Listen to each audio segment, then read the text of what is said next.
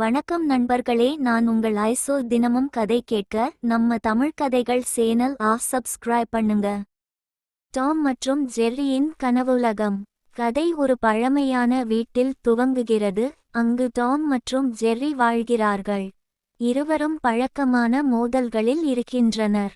Tom ஜெர்ரியை பிடிக்க முயற்சிக்கிறான், ஆனால் எப்போதும் தோல்வி அடைகிறான். ஜெர்ரி தமாஸின் திட்டங்களை ஏமாற்றி விடுகிறான், ஆனால் அதே சமயம் அவர்களுக்குள் ஒரு விசித்திரமான நட்பு தெரிகிறது. ஒரு நாள் ஜெர்ரி ஒரு பழமையான புத்தகத்தை வீட்டில் கண்டுபிடிக்கிறான். புத்தகம் கனவுலகத்தின் வழிகாட்டி என அழைக்கப்படுகிறது.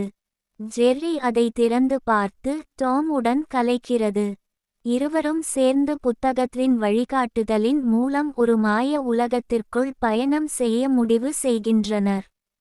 டாம் மற்றும் ஜெர்ரி கனவுலகத்தில் குதிக்கிறார்கள். அங்கு மரங்கள் பேசும், வானத்தில் மீன்கள் பறக்கும், இனிமையான மந்திரங்கள் எங்கும் நிரம்பிய ஒரு உலகம். டாம் ஜெர்ரியும் ஒவ்வொன்றையும் ஆராய்ந்து மகிழ்கிறார்கள். அந்த உலகில் ஒரு மிக பெரிய ஜெம்ஸ் மகா ரத்தினம் காப்பாற்ற வேண்டும் என்று தெரிகிறது. ரத்தினம் ஒருவேளை அவர்கள் மீண்டும் உண்மையான உலகத்திற்கு திரும்ப தேவையான விசை என்று சொல்கிறது ஒரு பறக்கும் கிளி. டாம் மற்றும் ஜெர்ரி ஒரு பெரிய புலி மற்றும் வேடிக்கையான சவால்களை எதிர்கொள்கிறார்கள்.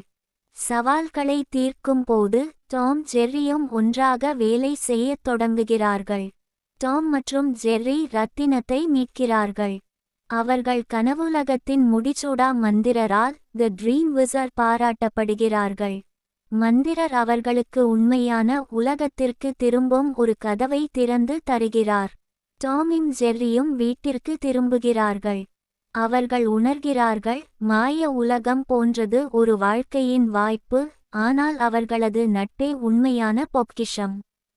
இருவரும் கைகோர்த்து மீண்டும் வழக்கமான பைத்தியம் மற்றும் வேடிக்கை வாழ்க்கைக்கு திரும்புகிறார்கள். கதை ஜெர்ரி டாமை மறுபடியும் மாய உலகத்திற்கு அழைக்க நினைக்கும் ஒரு சூட்சும புன்னகையுடன் முடிகிறது.